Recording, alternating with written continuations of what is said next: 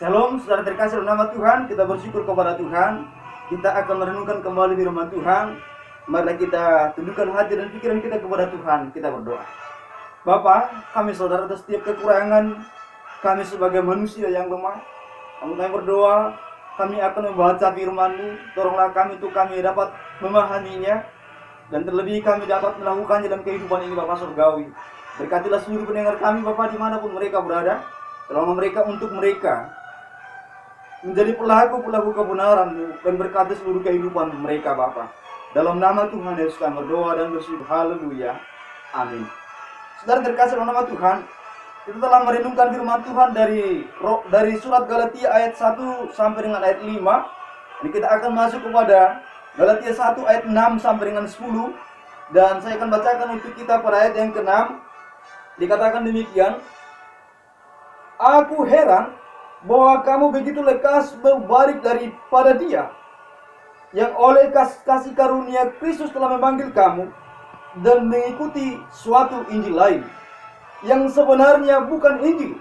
Hanya ada orang yang mengacaukan kamu dan yang bermaksud untuk memutarbalikkan Injil Kristus. Yang berbahagialah setiap orang yang mendengar dan melakukan firman Tuhan." Saudara yang terkasih dalam nama Tuhan, tema kita pada bagian kedua dari renungan surat Galatia ini adalah kabar baik versus kabar buruk.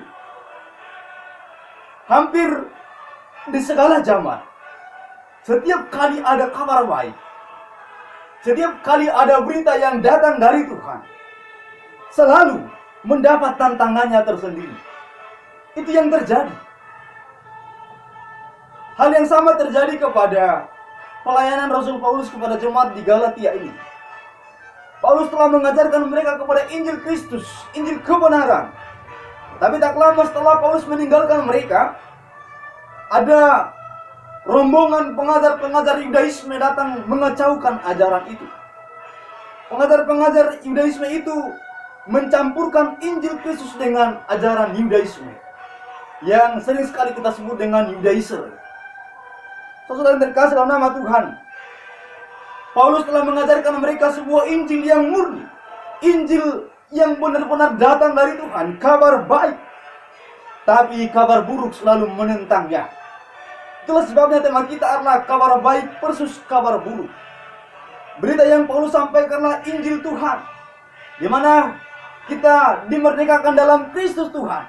Kita dibenarkan hanya karena beriman kepada Kristus Tuhan. Itulah ajaran yang murni. Tapi tak lama setelah itu ada ajaran yang berbeda dengan hal itu. Dan Paulus mengajarkannya dengan motivasi yang tulus, motivasi untuk kemuliaan bagi nama Tuhan. Jadi di samping ajaran yang benar, dia juga melakukan pengajarannya dengan motivasinya yang menyenangkan hati Tuhan. Tapi kenyataannya, tidak lama setelah itu ada pengajar-pengajar yang lain yang hendak mengacaukan jemaat di Galatia tersebut. Saudara yang terkasih dalam nama Tuhan, di zaman sekarang, bahkan di berbagai zaman, yang paling berbahaya adalah bahwa jika kepalsuan itu sangat mirip dengan yang benar. Hal itu terjadi kepada jemaat di Galatia. Pengajaran Paulus adalah pengajaran yang murni, tapi pengajaran yang datang dari para Yudaiser itu pengajaran yang mirip dengan yang murni, yang mirip dengan yang asli. Dan ini sangat-sangat berbahaya.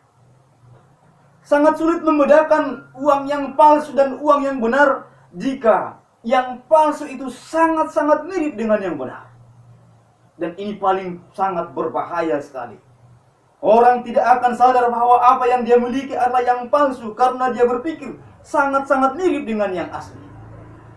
Saudara yang terkasih dalam nama Tuhan, itulah sebabnya untuk menciptakan uang saja, maka dibuat berbagai macam cara untuk membedakan yang asli dan yang palsu.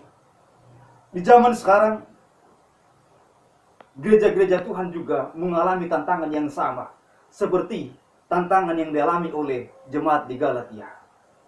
Tatkala pengajaran yang palsu itu sudah menyusupi gereja-gereja, tatkala pengajaran yang palsu itu mirip dengan ajaran yang asli, ajaran yang benar, maka banyak jemaat yang mulai bingung.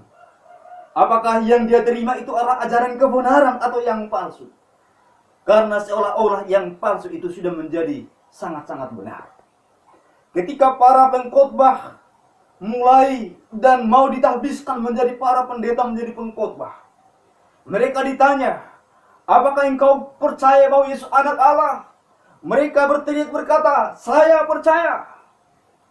Ditanya kedua kali, apakah engkau percaya bahwa Yesus anak Allah? Mereka berkata, saya percaya.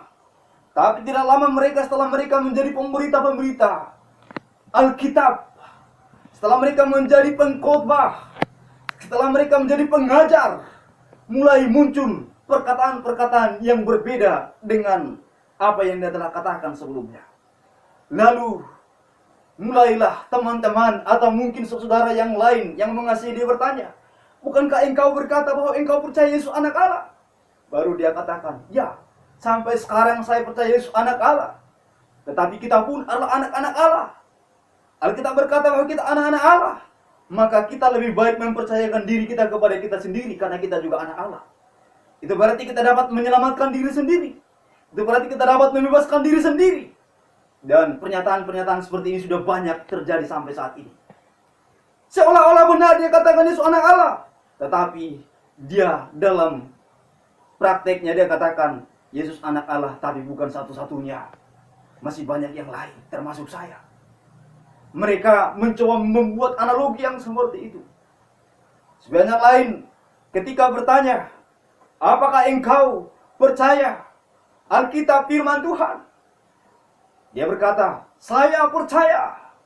Apakah engkau percaya Alkitab firman Tuhan? Dengan lebih tegas lagi dia berkata, saya percaya. Tapi di kemudian hari dia mengajarkan bahwa kebenaran tidak hanya ditemukan dalam Alkitab, tapi juga di kitab-kitab lain, agama-agama yang lain. Karena pengaruh pluralisme sekarang ini mencoba mereka mencampur adukan hal yang seperti itu. Lalu ketika ditanyakan kembali kepadanya, bukankah engkau berkata Alkitab firman Allah? Lalu dia tegaskan kembali, saya percaya, tapi bukan satu-satunya firman Allah. Karena ditemukan juga firman Allah di kitab lain. Saudara terkasih dalam Tuhan, pemutarbalikan, pengacauan yang membuat ajaran yang palsu itu seolah-olah benar, itu yang terjadi zaman ini. Dan terkasih dalam Tuhan, kepada jemaat di Galatia pada saat itu, ajaran-ajaran yang hampir sama terjadi.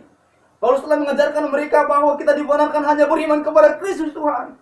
Dan para pengajar Yudaisme berkata, ya, kita dibenarkan karena beriman kepada Kristus Tuhan. Tetapi tidak sampai di situ. Ditambah dengan ajaran-ajaran Yahudi, ditambah dengan ketaatan kepada Torah, ditambah dengan sunat, ditambah dengan semua kebiasaan-kebiasaan Yahudi. Itulah yang diajarkan oleh orang-orang Yudaisme pada waktu itu. Seandainya dari awal mereka katakan bahwa kita tidak diselamatkan karena kasih karunia, maka gereja di Galatia tidak akan menerima kesaksian dan pengajaran mereka. Tapi tatkala mereka mengatakan kita dibenarkan karena kasih karunia, tapi plus ditambah dengan yang lain, maka jemaat di Galatia mulai tergoncang.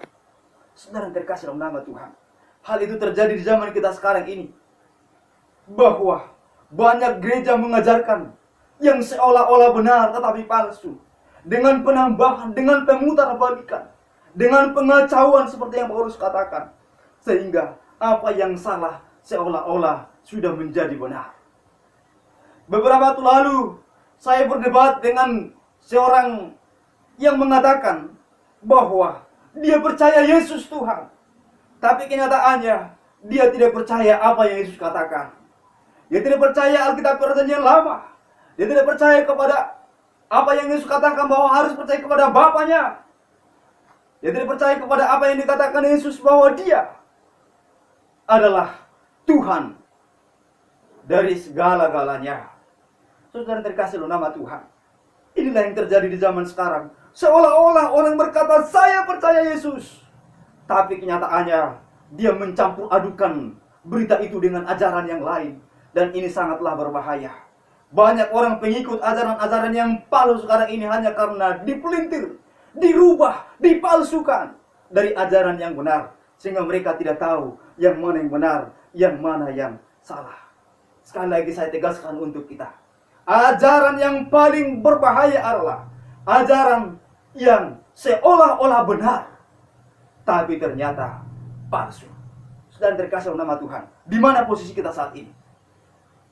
Mari kita sadarkan diri kita, pemahaman kita akan kebenaran Tuhan, bahwa kita harus kembali kepada kebenaran Tuhan. Di saat-saat ini banyak pengajaran yang telah memalsukan kebenaran. Mari kita kembali kepada kebenaran. Yesus satu-satunya jalan keselamatan bagi kita, bukan karena usaha perbuatan kita, bukan karena ajaran-ajaran yang lain, bukan karena baptisan, bukan karena perjamuan, bukan karena kebaikan, bukan karena Taurat dan lain sebagainya. Kita dibenarkan hanya karena kita beriman kepada Kristus Tuhan. Kita diselamatkan hanya karena anugerah Tuhan. Itulah ajaran yang sesungguhnya. Mari percayakan hidupmu kepada Tuhan. Kita berdoa. Bapa di surga, kami datang kepadamu. Kami manusia yang lemah, sering sekali Tuhan. Dunia ini menggoda kami untuk meninggalkan kebenaran. Dunia ini hendak mencoba menarik setiap orang kepada kepalsuan. Kami berdoa, jamah berkati para pendengar kami dimanapun mereka berada. Tuntun mereka kepada kebenaran-Mu agar mereka teguh dalam Engkau. Tuhan, jangan izinkan mereka kacau karena ajaran-ajaran yang palsu. Tuhan, jangan berkati mereka semua. Bapak, kami berdoa bagi mereka Tuhan dalam seluruh aktivitas pekerjaan mereka, pergumulan mereka. Teguhkan mereka, berkati mereka. Di dalam nama Tuhan Yesus kami berdoa dan bersyukur. Haleluya.